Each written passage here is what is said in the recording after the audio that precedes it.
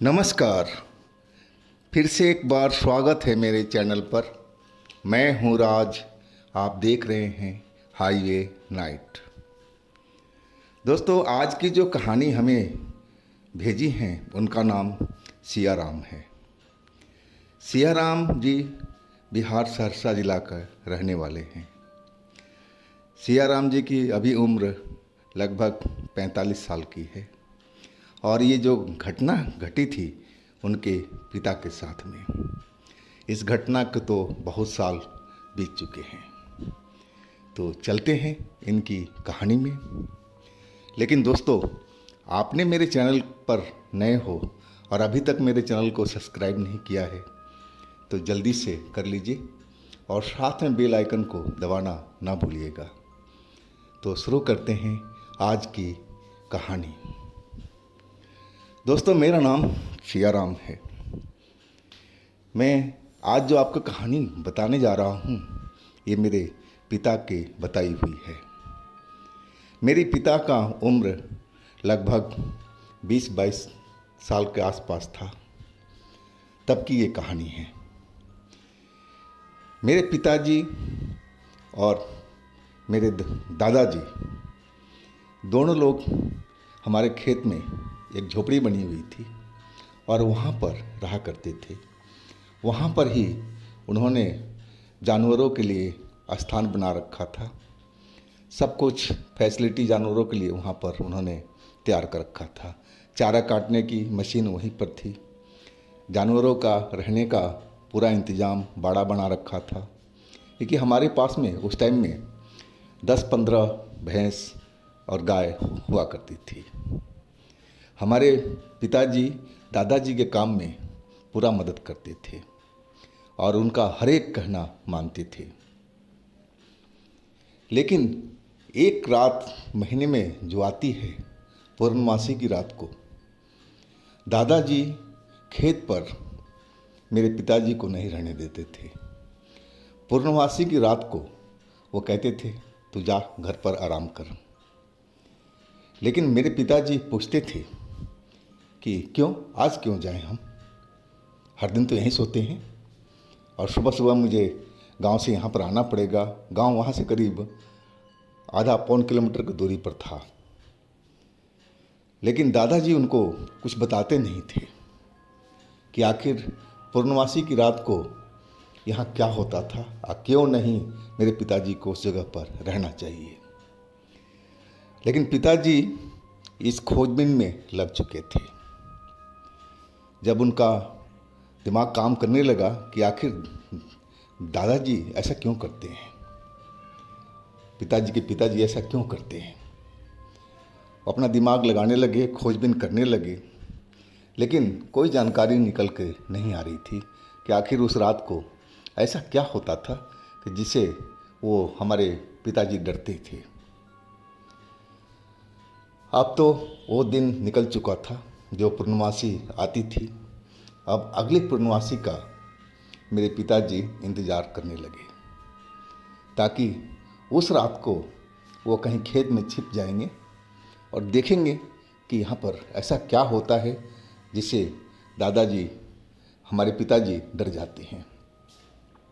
आखिर वो भी रात आ चुकी थी, पूर्णमासी का वो रात थी।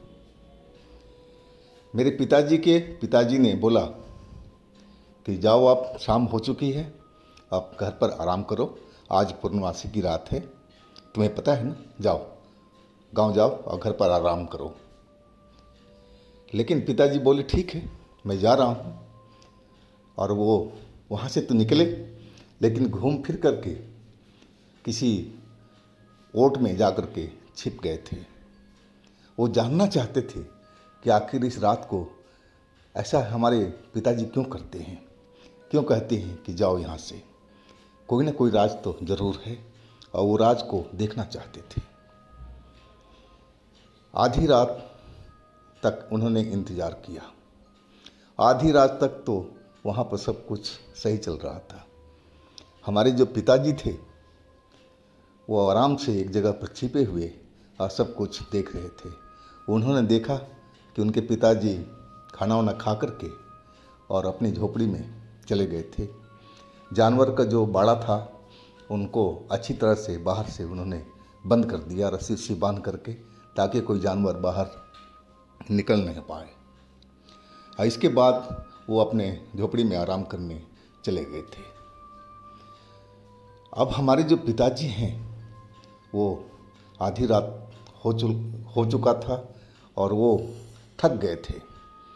सोचने लगे कि ऐसे ही पिताजी झूठ मूठ के कुछ हमें डराते थे कि आज यहाँ पर नहीं रुकना चाहिए, ऐसी कोई बात तो है नहीं। आज जैसे ही ओट से वो बाहर निकले कि ताकि घर की तरफ जा पाए, क्योंकि पिताजी ने उनको घर जाने के लिए बोला था, और वो रुक गए थे देखने के लिए। तो अपने गांव को वाले रास्ते पर जैसे ही खेत से बाहर निकले, और तभी वो देखते हैं सामने में कि एक उजाला सा फैला हुआ रोशनी और उनकी तरफ आ रहा है। रोशनी बहुत तेज थी, जैसे लग रहा था कि कई गाड़ियों की हेडलाइट की रोशनी है वो इतनी तेज रोशनी देख कर के चौंक गए थे। और फिर एक जगह पर डर के मारे वो छिप गए और छिप करके देखने लगे कि आखिर ये रोशनी कौन कर रहा है, इस रोशनी का रहस्य क्या है। अब वो रोशनी हमारे खेत में, जिधर से हमारी झोपड़ी शुरू होती थी और उसके बीच से एक पगडंडी जाती थी आगे तक, उसी पगडंडी पर वो रोशनी चली आ रही थी। जब वो रोशनी नज़दीक पहुंचा तो देख करके हमारे पिताजी एकदम हैरान हो गए थे। वो रोशनी नामक कोई चीज़ नहीं थी, वह एक औरत थी। औरत का जो कपड़ा था सफ़ेद, वो इतनी तेज रोशनी फेंक रहा था और उस औरत के शरीर से ही रोशनी जैसा कुछ निकल रहा था। अब तो पिताजी डर गए थे कि आखिर ये औरत कौन है जो इसके शरीर से इतनी रोशनी निकल रही है, कपड़ों से इतनी रोशनी निकल रही है, क्या बला है ये। अब पिताजी तो ये राज को समझना चाहते थे कि ये है क्या चीज़। वो औरत तो जहाँ पिताजी छिपे थे उससे 2-4 कदम आगे निकल चुकी थी और पिताजी उसके पीछे जाकर के खड़े हो गए। जैसे ही पीछे खड़े हुए और उस औरत को शायद आहट मिल गई थी और वो पलट करके देखी। जैसे ही पलटी तो देख करके वो एकदम चौंक सी गई थी औरत, और उसका जो चमक था कपड़ों का, शरीर से जो आ रहा था सफ़ेद रोशनी सा, वो एकदम बुझ गया। अब वहाँ पर वो औरत तो थी लेकिन वो रोशनी गायब हो चुकी थी। अब वो औरत पिताजी के पास बिल्कुल पहुँच गई और कहने लगी, तू कौन है और तू मेरे रास्ते में क्यों आ रहा है, तू मेरे पीछे क्यों आ रहा है, क्या चाहिए तेरे को, क्या तुझे डर नहीं लगता अपनी जान से। अब मैं तुम्हें छोड़ूंगा नहीं, तुमने मुझे देख लिया है, वो अपनी भारी आवाज़ में कहने लगी। अब तो पिताजी उसकी बात सुन कर के डर चुके थे। वो कहने लगे कि नहीं नहीं, मैंने आपका पीछा नहीं किया है, ना मैं आपके पीछे जा रहा हूँ, मैं तो अपने घर के रास्ते पर हूँ, अब मैं अपने घर पर जा रहा हूँ, आप आगे चले जाइए, मैं आपके पीछे कभी नहीं आ रहा हूँ। पिताजी उस औरत को समझाने लगे थे। पिताजी अंदर से बहुत डरे हुए थे, खौफ में थी कि कहीं पिताजी जाग गए तो और समस्या खड़ी हो जाएगी। वो उस औरत को अपनी बातों में समझा रहे थे कि मैं आपका पीछा नहीं कर रहा हूँ, मैं तो गलती से इस रास्ते पर आ गया हूँ, आप जाइए। लेकिन औरत तो बहुत गुस्से में हो चुकी थी। उसने कहा कि नहीं, तूने मुझे देख लिया है और तू बात को छुपा नहीं पाएगा, इसलिए तुझे अब मारना ही पड़ेगा। अब पिताजी ये बात सुन कर के डर चुके थे। डर के मारे बुरा उनका हाल हो चुका था, सांसें तेज चलने लगी थी, दिल की धड़कन उनकी बढ़ चुकी थी। और वो औरत अब पिताजी का हाथ पकड़ लिया। पिताजी बताते हैं कि जैसे ही उसने हाथ पकड़ा, लगा कि उनके सारे शरीर में एक करंट सा दौड़ गया हो और उनका पूरा शरीर सुन्न सा हो चुका था। आगे कुछ हो पाता, और उसी दौरान जो पिताजी थे वो जाग चुके थे और अपनी झोपड़ी से बाहर निकल आए थे। आते ही दौड़ते हुए उस जगह पर पहुंच गए और नीचे बैठ कर के उस औरत से माफ़ी मांगने लगे। ये मेरा बच्चा है, आप जाने दीजिए, इससे गलती हो गई है, मैं तो इसे घर पर भेज रहा था, ये गलती से आपके रास्ते में आ गया है, ये नादान है, इसको आप क्षमा कर दीजिए। लेकिन वो औरत नहीं मान रही थी। मेरे पिताजी को भी धमकाने लगी थी, पिताजी को भी, कि अब तुझे भी मैं नहीं छोड़ूंगी, तूने भी तो मुझे देखा है, मैं तुम दोनों को मार दूंगी। अब तो पिताजी का डर का पूरा हाल हो चुका था। एकदम लग रहा था कि उनका दिल का धड़कन बंद हो चुका। वो तो अपने आप को भी खतरे में डाल चुके थे और अपने पिताजी को भी खतरे में डाल चुके थे।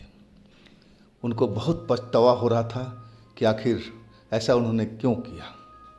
अगर आज ये राज को नहीं खोलते, इस जगह पर आकर के नहीं छिपते, तो ये हाल नहीं होता। ये तो खामखा अपने आप खतरा मोल ले लिए हैं, जिसमें उनका पिताजी का भी जान जाने वाला है।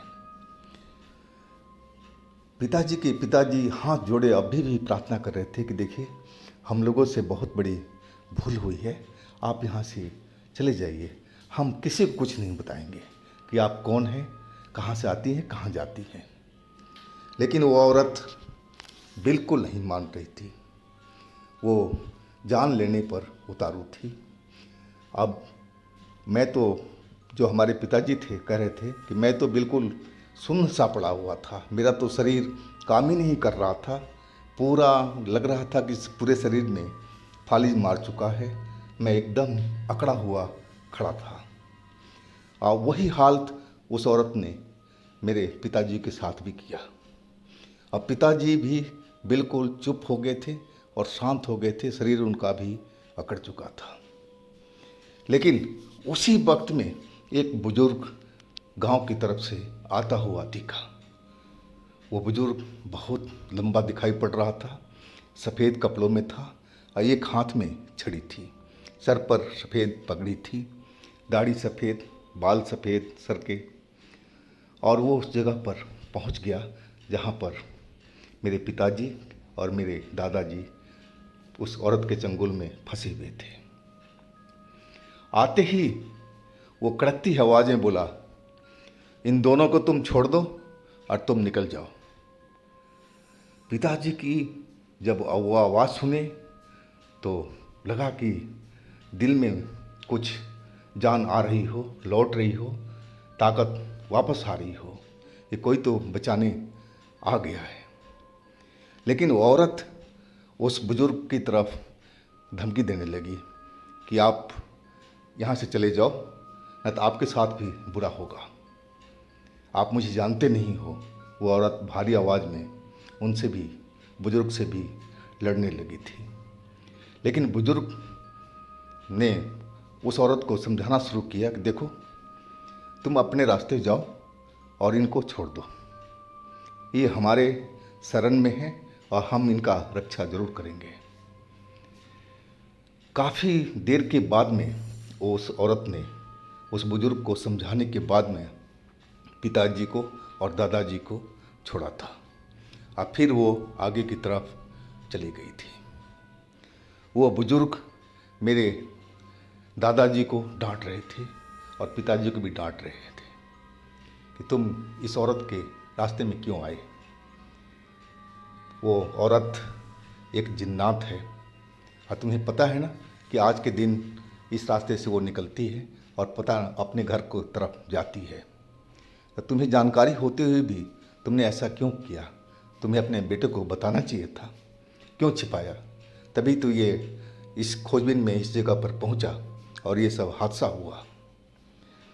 अब पिताजी उस बुज़ुर्ग से क्षमा मांगने लगे थे कि चलिए हमसे बहुत बड़ी गलती हुई, अगर आप नहीं आते तो हम लोग ज़िंदा नहीं रहते।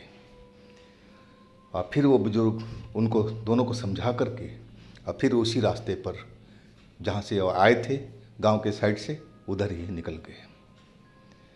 लेकिन वो बुज़ुर्ग कौन थे मुझे बिल्कुल जानकारी नहीं थी। पिताजी भी डरे हुए थे और फिर हम तो उसी झोपड़ी में रुक गए थे। मैं तो डर के मारे गांव की तरफ बिल्कुल नहीं जा रहा था। सारी रात हमारा डर से ही कटा था।